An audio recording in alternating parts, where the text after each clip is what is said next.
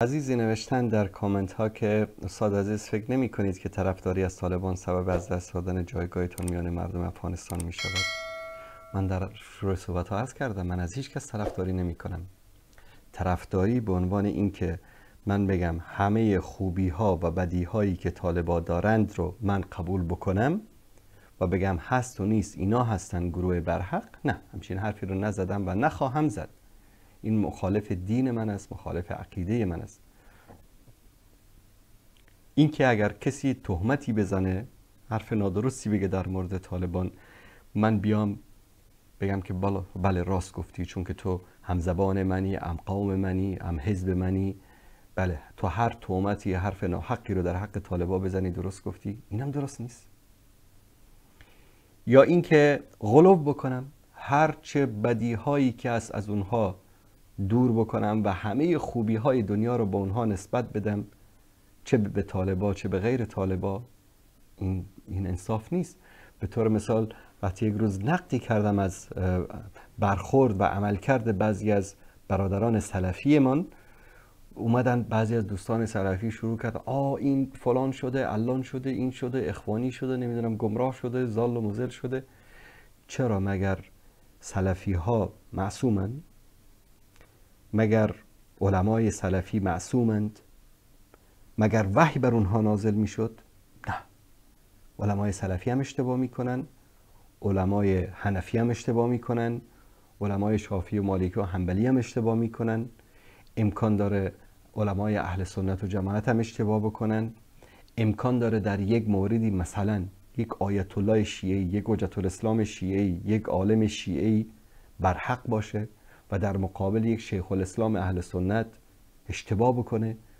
این ببینید معیار رو ما باید یعنی حق بگذاریم، نه معیار قوم باشه، زبان باشه، کشور باشه، نمیدونم مذهب باشه. این معیارها در اسلام هیچ ارزشی نداره.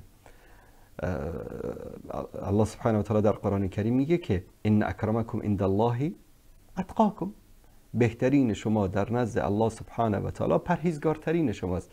پرهیزگار کی است؟ متقی کی است؟ انسان متقی کسی است که به عدالت حکم میکنه. انسان متقی کسی است که حقگراست، حزبگرا نیست، قومگرا نیست، سمتگرا نیست، حقگراست. حق بالاتر از همه است.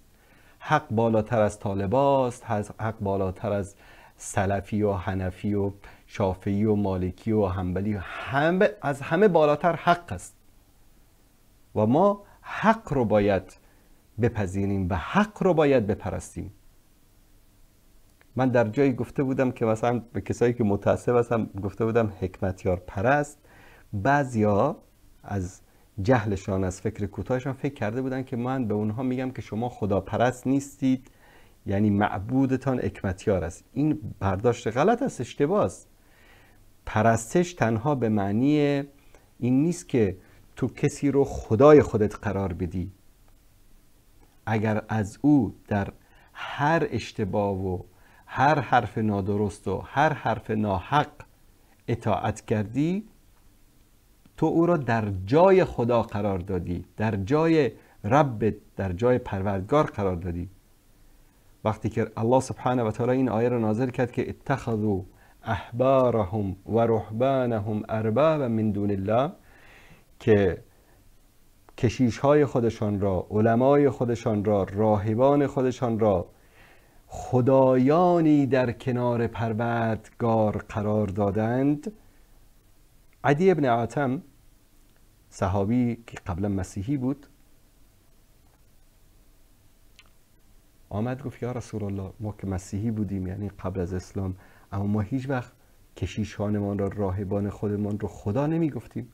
رسول الله صلی الله علیه و سلم فرمودن مگر وقتی که حلالی رو حرام می کردن، حرامی رو حلال می کردن، از اونها پیروی نمی کردید؟ گفت که والله این کارو می کردیم. گفت همین است دیگه، چون حلال و حرام کننده کی است؟ الله هست. هر کسی رو که حلالی رو حرام میکنه غیر الله، من دون الله، و ما او را اطاعت میکنیم، این انسان رو ما از او طاغوت ساختیم. طاغوت به کی اطلاق میشه؟ از انسانی، از بتی، از هر چیزی که غیر از الله سبحانه و تعالی در آن مقامی قرار داده شود که شایسته الله سبحانه و تعالی است. رئیس جمهور میاد میگه که مثلا حجاب سر نکنید، برای زن مسلمان رو سری رو میندازه. والا چیه؟ قانونه. والا الان این زنی که حجاب رو از سرش بر میداره میگه قانونه، این داره به جای الله قانون رو میپرسته، یا به جای الله داره همون کسی که قانون رو ساخته میپرسته و از او یک طاغوت میسازه. حجاب رو کی امر کرده؟ الله متعال امر کرده. کی حق داره که حجاب رو الغا بکنه؟ الله متعال حق داره که حجاب رو الغا بکنه. هر کسی، هر قانونی، هر نظامی که حجاب فرض الهی رو میاد الغا میکنه، ممنوع میکنه، این طاغوت است که من دون الله مورد پرستش قرار میگیره. این رو باید در موردش خیلی دقت بکنیم.